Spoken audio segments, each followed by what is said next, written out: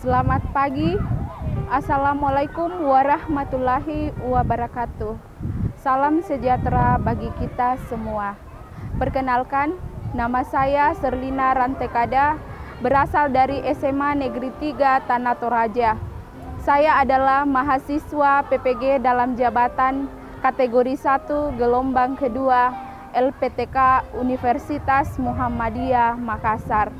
Hari ini Senin 12 Juni 2023 saya akan melaksanakan praktik pembelajaran uji kinerja.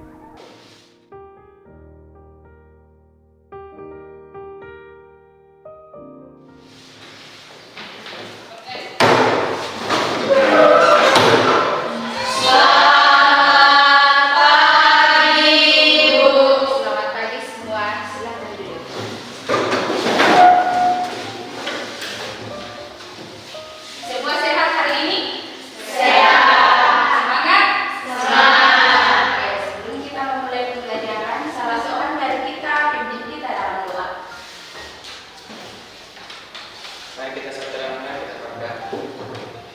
Bapa yang Maha Kuasa dalam kerajaan surga, kembalikan untuk mempercayakanmu dengan segala berkat pertolonganmu yang senyata kepada kami. Nyatakan telah menyertai kami dari sepanjang perjalanan kami sampai tiba di tempat ini dan sekarang kami akan memulai pembelajaran kami dari awal hingga berakhirnya beserta dalam namamu. Haleluya. Ana sakit. Sudah berapa hari sakit? 2 hari dijemput. Ya, sebelum kita memulai pembelajaran sebagai siswa yang memiliki jiwa nasionalisme, kita menyanyi lagu wajib nasional ya.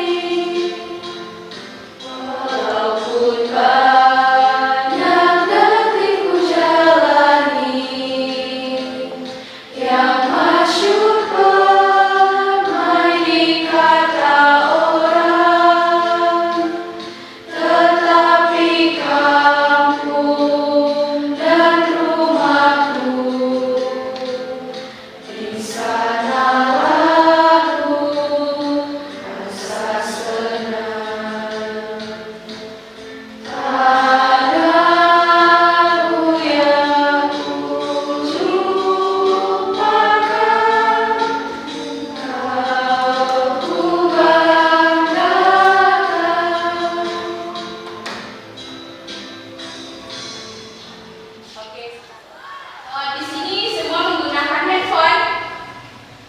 Semua punya handphone? Ya. Kalian menggunakan kartu apa di handphonenya? Ada yang menggunakan kartu Tri? Tidak. Kebanyakan menggunakan kartu Telkomsel ya. Nah, handphone itu ketika kita menggunakan handphone pasti kita menggunakan kartu. Tidak mungkin kita gunakan handphone tanpa kartu. Karena semua menggunakan kartu Telkomsel, adakah yang bisa menjelaskan kepada kita bagaimana cara meregistrasi kartu Telkomsel ke handphone? Ada? Oke, silakan Kristi. Cara meregistrasi kartu berbayar Telkomsel yang pertama, buka aplikasi pesan, kemudian ketik nomor penerima yaitu 4444. Kedua, ketik pesan dengan format rekening dan nomor kakak. Yang ketiga, tekan tombol kirim. Dan yang terakhir, tunggu pesan konfirmasi yang menyatakan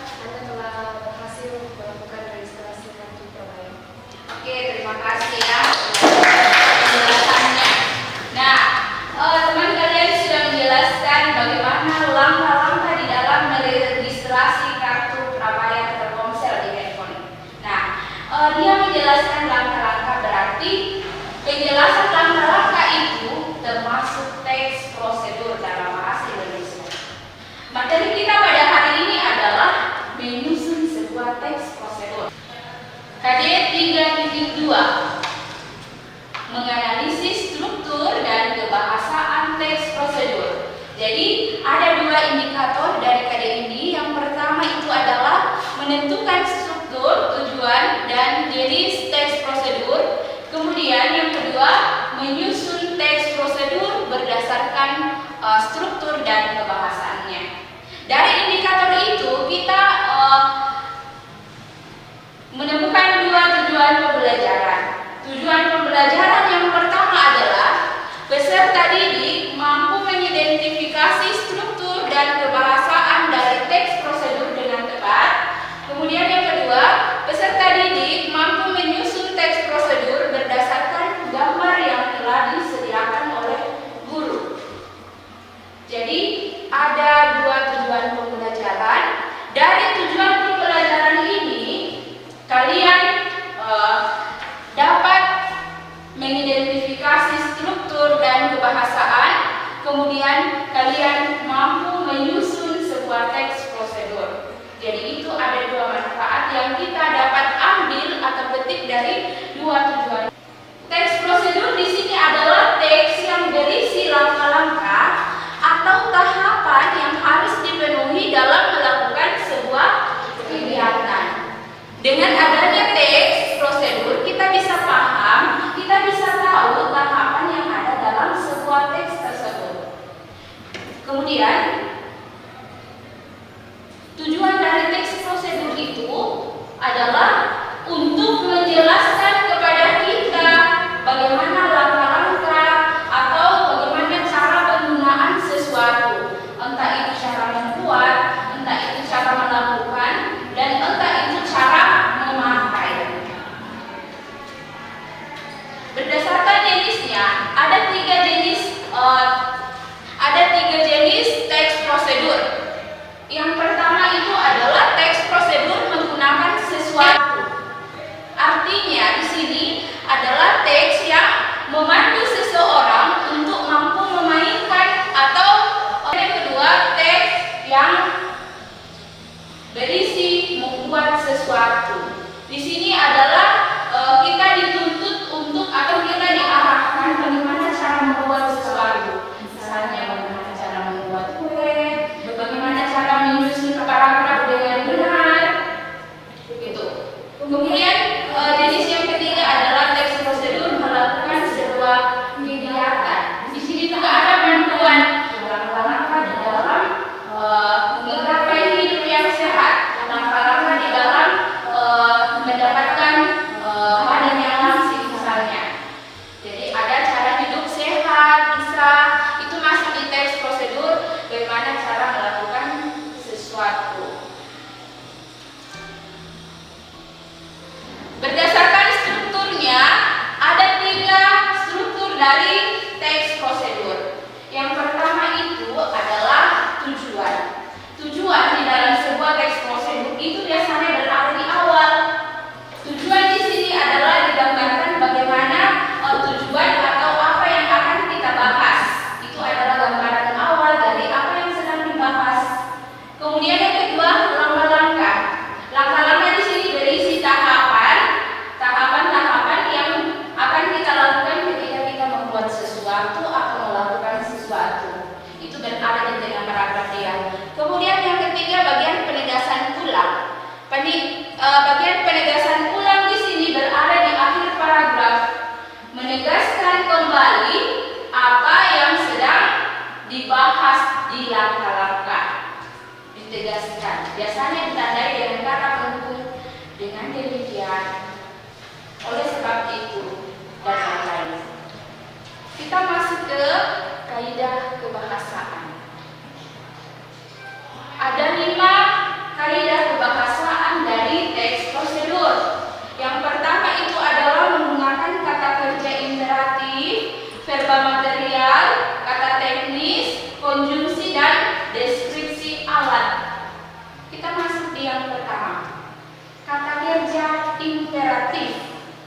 Kata kerja imperatif ini adalah kata kerja yang mengandung perintah.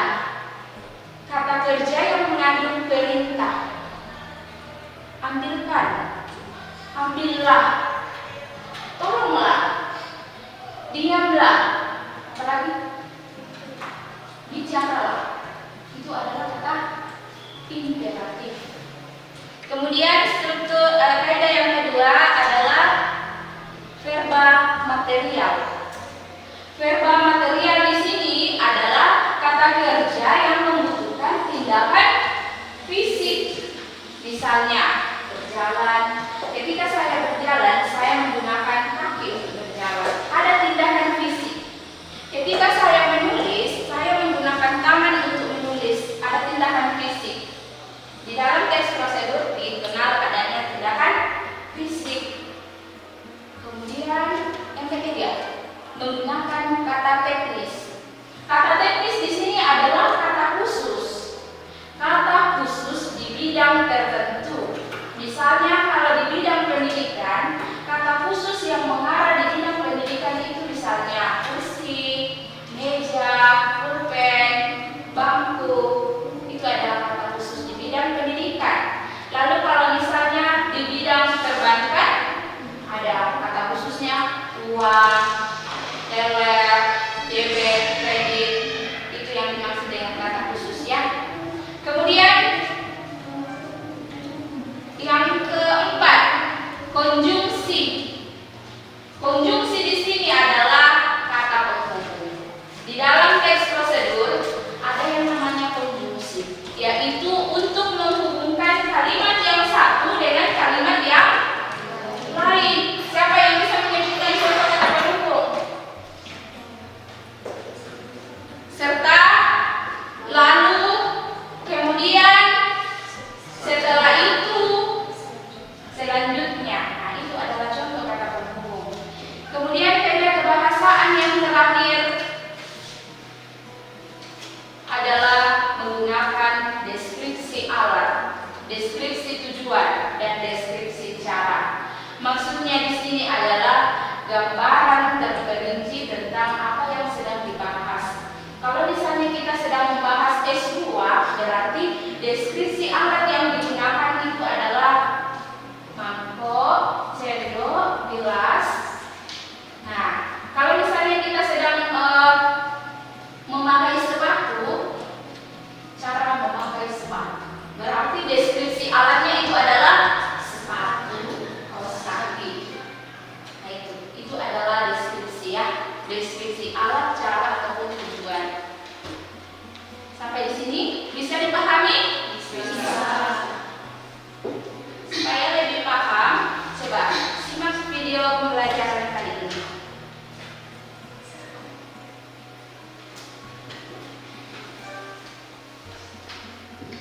Wanita.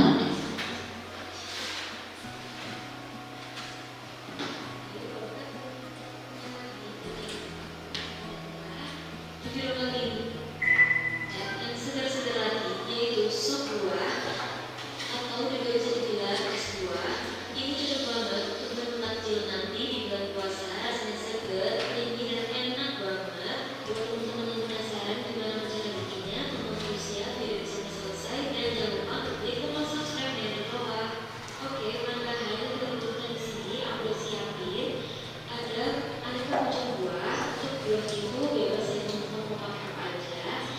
Tapi di sini aku tambahkan melon, kemudian ada apel yang sudah potong-potong kotak. Lalu ada sini buah alpukat, ya apel bulat dan hitam.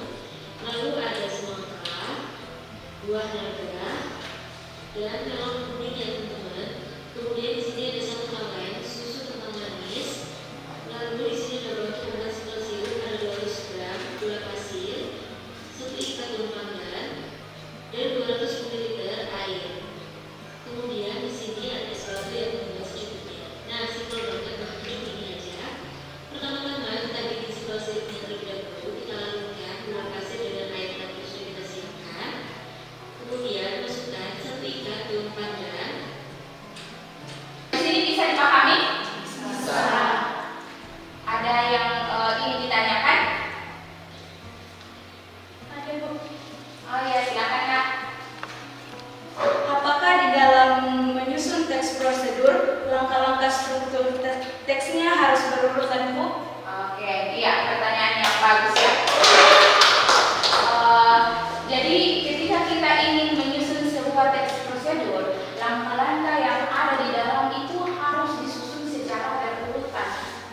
Mengapa? Karena langkah-langkah yang ada dalam teks prosedur itu akan kita lakukan ketika tidak disusun secara berurutan, itu akan rancu. Contoh, cara memakai sepatu. Yang pertama, gunakan sepatu. Yang kedua, pakai kos kaki. Berarti itu adalah contoh langkah-langkah yang tidak berurutan sesuai dengan situasinya ya. Jadi itulah tandanya bahwa kita harus mengurutkan langkah-langkah di dalam menyusun sebuah teks prosedur supaya lebih pas dan tepat. Sampai di sini dipahami? Ada lagi yang ingin bertanya? Oke, silakan Nak. Apa bedanya verba material dan verba mental dalam teks prosedur? Oke, pertanyaan yang bagus, luar biasa.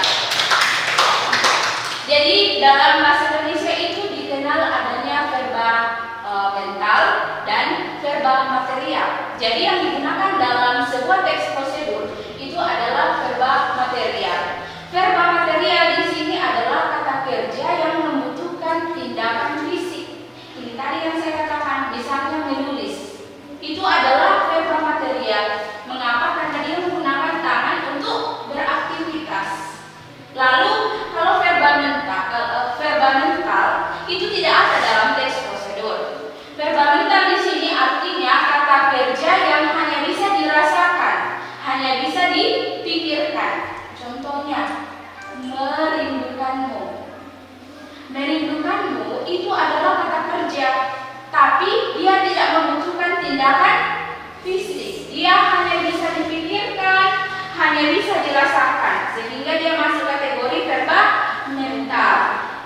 Verba mental adalah kata kerja yang hanya bisa dipikirkan, hanya bisa dirasakan, tetapi tidak bisa digunakan tindakan fisik. Nah, sampai di sini bisa dipahami. Jadi karena semua sudah paham, sekarang kita akan membentuk sebuah kelompok. Kita akan membentuk kelompok. Ada permasalahan yang akan Ibu bagikan ke kalian. Ada gambar nanti. Kalian akan menyusun sebuah teks prosedur berdasarkan gambar. Jadi ada gambar ya. Untuk membentuk sebuah kelompok, silakan semua ke depan mengambil permen. Ada permen.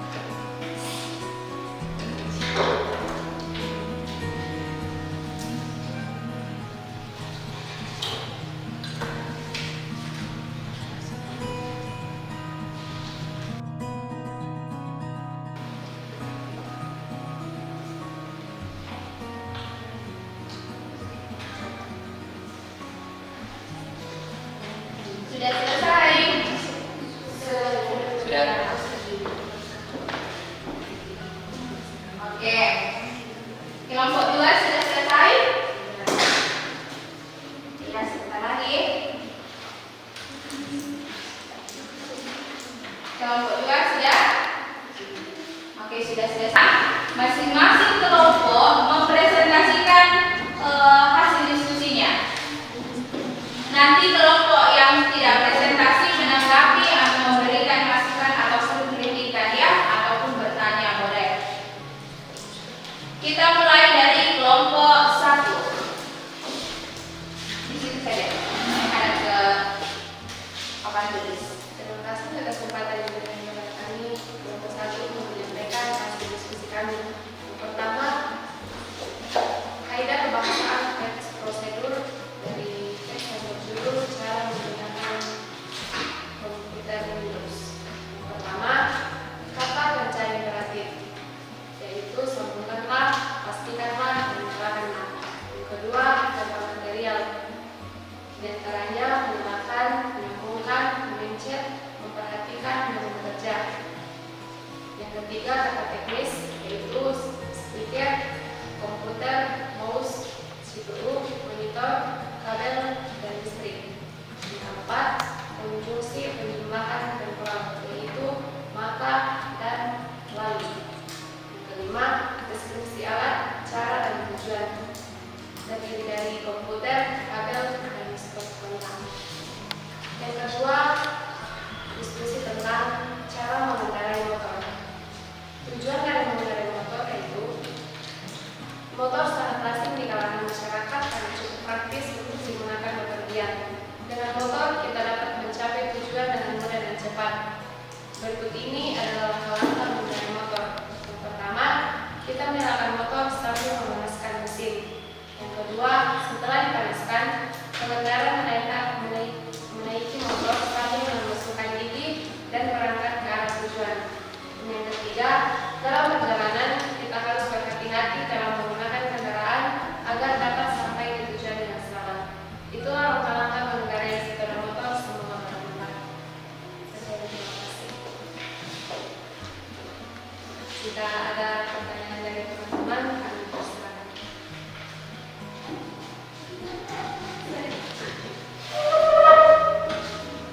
Pertanyaan kami untuk kelompok 1, apakah wajib untuk menggunakan helm saat berkendara?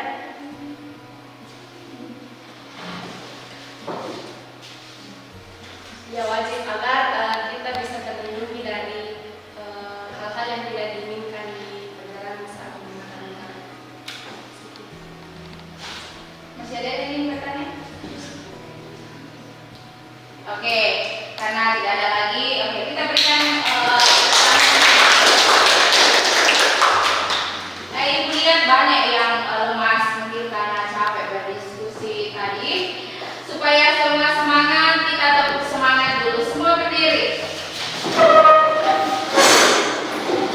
Kita tepuk semangat ya. 1, 2, 3. Tepuk semangat.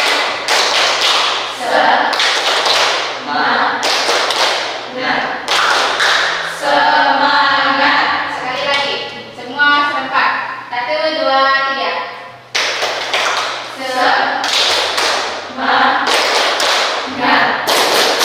Semangat. Oke, silakan duduk. Semua sudah semangat? Sudah. Kita lanjut ke kelompok 2. Selamat pagi, pada hari ini saya akan membacakan hasil diskusi kami tentang kaidah pembahasan dari teks prosedur berjudul cara menghidupkan komputer Windows. Yang pertama, kata kerja imperatif. Terdapat kata sambungkanlah, pastikanlah, dan nyalakanlah. Verba material, menyalakan, menyambungkan, menggunakan, memencet, memastikan, memperhatikan, menghidupkan, dan bekerja. Untuk kata teknis, terdapat kata Windows, listrik, kabel, monitor, stop kontak, komputer, keyboard, mouse, speaker, CPU, dan lampu LED. Untuk konjungsi penjumlahan dan temporal, terdapat kata penghubung, maka, serta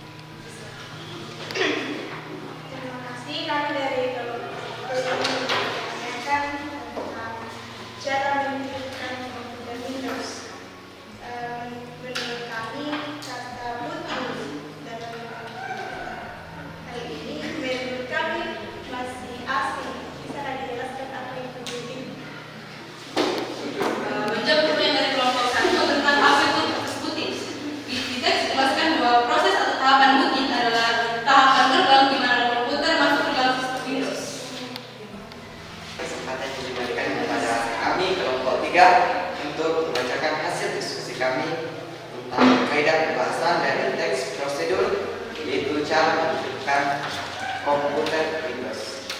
Yang pertama, kata kerja imperatif. Sambungkanlah, pastikanlah, nyalakanlah. Yang kedua, verba material. Menyalakan, menyambungkan, menggunakan, memencet, memastikan, memperhatikan, menghidupkan, dan bekerja. Yang ketiga, teknis.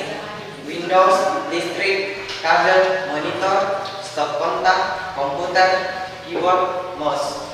Yang keempat, konjungsi penjumlahan temporal. Maka. Yang kelima, deskripsi alat, cara, tujuan. Komputer, stop kontak, kabel. Yang kedua, cara untuk menanam dan memanen sayuran dengan tepat. Di kalangan masyarakat, terutama pada para petani, banyak hal yang dapat kita tiru. Contohnya dalam menanam, memanen sayuran tentu tidak dilakukan dengan asal-asalan. Berikut langkah-langkah yang dapat kita lakukan memanen sayuran bayam. Yang pertama, carilah sayur yang berusia siap panen. Dalam memanen sayuran tentu harus memperhatikan usia sayur, karena sayur yang belum siap panen atau mudah dicabut cepat basi. Dua, mencabut secara perlahan. Dalam memanen sayur harus dilakukan perlahan, karena jika dilakukan secara asal-asal, sayur bisa rusak ataupun putus. Yang ketiga, mengikat sayur. Langkah terakhir yaitu mengikat sayur yang sudah dipanen kira-kira segenggam tangan itu harus diikat agar rapi dan tidak rusak. Dengan demikian, ikutilah langkah-langkah di atas agar dalam memanen atau memetik sayur bisa lebih mudah dan tidak asal-asalan, agar tanaman tetap sehat serta tidak rusak. Sekian dan terima kasih. Luar biasa kalian berdiskusi, sudah mampu menyusun sebuah teks prosedur. Tadi di sana ada berkendara, dan di sini ada berbau, dan di sana bercocok tanam. Jadi kalau dipraktekkan mungkin kalian sudah paham ya, karena sudah menuliskan langkah-langkah dari teks tersebut. Jadi ketika kalian menulis tadi, otomatis kalian sudah memahami, sudah mengerti bagaimana cara menyusun teks